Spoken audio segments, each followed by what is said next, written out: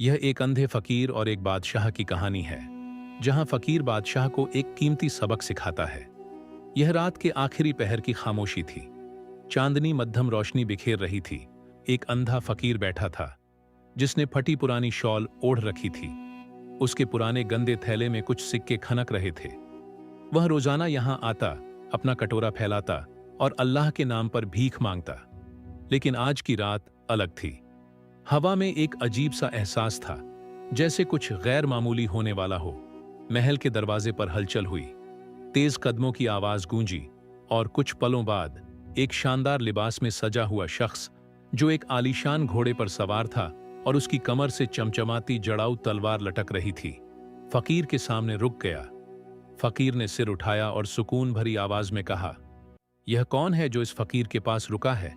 सवार हंसा, लेकिन उसकी हंसी में घमंड की मिलावट थी। अंधे इंसान, तुम्हें कैसे पता कि तुम्हारे सामने कौन खड़ा है? फकीर मुस्कुराया, जैसे उसे कोई परवाह न हो। मैं अंधा हूं, लेकिन दिल की आंखों से सब कुछ देख सकता हूं, और मैं यह भी जानता हूं कि आप बादशाह हैं। बादशाह चौंक गया। तुम्हें कैसे पता? तुम देख नहीं सकते? फकीर ने शांति से जवाब दिया। बादशाह की सांसों में घमंड होता है। उसका घोड़ा आम लोगों की जमीन पर कदम नहीं रखता, और उसके लफ्जों में इक्तिदार की खुशबू होती है। बादशाह मुस्कुराया, लेकिन उसकी आंखों में हैरानी थी।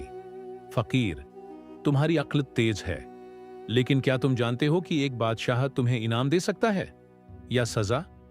फकीर हंसा, एक ऐसी हंसी जो बेपरवाही से भरी थी। हुजूर, इनाम और सजा इंसान के आमाल के मुताबिक मिलती है, और मैंने कोई जुर्म नहीं किया। बादशाह ने अपने घोड़े की लगाम खींची और गहरी सोच में डूब गया। फिर उसने कहा, अगर मैं तुम्हें खजाने से भरा एक थैला दूं, तो क्या तुम कबूल करोगे? फकीर ने सिर हिलाया, नहीं हुजूर, अगर मैं आपके लिबास पहन लूं या आपके तख्त पर बैठ जाऊं, तब भी मैं फकीर ही रहूंगा, क्योंकि असली बादशाह वह है जिसे दुनियावी चीजों की ख्वाहिश न हो। बादशाह खामोश हो गया। उसकी आंखों में घमंड और फिक्र के साए और गहरे हो गए। उसने अपनी जेब से एक कीमती अंगूठी निकाली और फकीर के हाथ में रख दी। फकीर मुस्कुराया और बोला, हुजूर, मैं यह अंगूठी ले सकता हूं, लेकिन क्या आप यकीन से कह सकते हैं कि यह कल भी आपकी होगी? बादशाह ने फकीर की तरफ हैरत से देखा, जैसे इससे पहले किसी ने उससे ऐसा सवाल नहीं किया हो। फकीर ने आखिरी वार किया, यह दुनिया फानी है हुजूर, न ताज रहेगा न तख्त। जो चीज बाकी रहती है वह है नेकी। अगर आप सचमुच कुछ देना चाहते हैं तो अपनी प्रजा को इंसाफ दें। बादशाह ने गहरी सांस ली और अपने घोड़े को मोड़ लिया। उसकी आंखों में एक नया इरादा चमक रहा था।